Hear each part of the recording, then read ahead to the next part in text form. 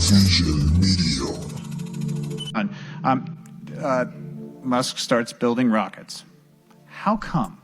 You know, he had made a lot of money on his first two companies, and he said, I don't like to try to enjoy my money. I don't rest. I put my chips back on the table. I want to do something big. He's driving on the Long Island Expressway with a friend, and he says, man, we went to the moon 50 years ago, let's say, and now where are we going to go next? When do we go to Mars? And he looks on the website of NASA. There's no plans even to go back to the moon. And he's appalled. He said, you know, we're a nation, the U.S., because he had immigrated here, of people who took risks to get here. You know, whether they came on the Mayflower or they came across the Rio Grande River, these are people who are risk takers, and we've lost the ability to take risks. So he decides he's going to do a mission to Mars. Now, there are many reasons. One is this incredibly elevated reason of somebody, I think, who read too much sci-fi comic books as a lonely child in the corner of the bookstore, which is that if we're not a multiplanetary species, eventually something will happen and the light of human consciousness will be lost. And we don't know if there's any other consciousness in the universe. We have to do it. And I used to think that was like the type of pep talks you give to teams or the podcast or something. But he would intone it over and over again, the importance of being a spacefaring species. And I came to believe he was earnest, and he believed it.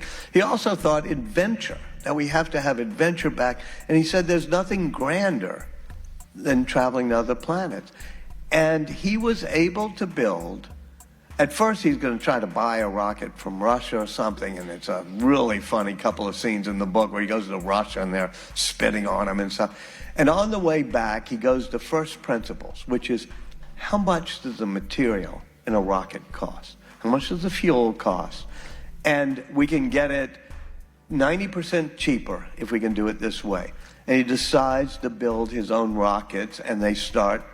Eventually, they have 3 of them blow up, his first attempts, but eventually he has now sent more mass into orbit than every other country and every other company combined.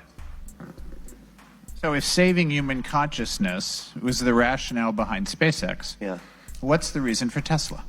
He had 3 great goals coming out of that corner of the bookstore, which was not as well lit as Politics and Prose, and it was sort of dark thing, and he would read the sci-fi sections. He had 3 great missions in life that he, especially in college, he focuses on. 1 is making us a spacefaring civilization. 2 is sustainable energy. Basically batteries, solar roofs, power packs, and of course, electric vehicles. At this point, in the early 2000s, Ford, General Motors, everybody's gotten out of the electric vehicle. They're crushing the Chevy Bolt because they want to just get rid of it. And he's saying, no, we've got to do it. And the third one, which we can get to later, is he reads Isaac Asimov's robot series, and he says, we have to have safe artificial intelligence, otherwise our robots will turn upon us. These are not the things I worried about in college. And growing up in New Orleans, not causing my palms to sweat, but... Okay, so the book is, among other things, something of an industrial engineering handbook. Mm-hmm. And you think, oh, that sounds really dull. It's anything but.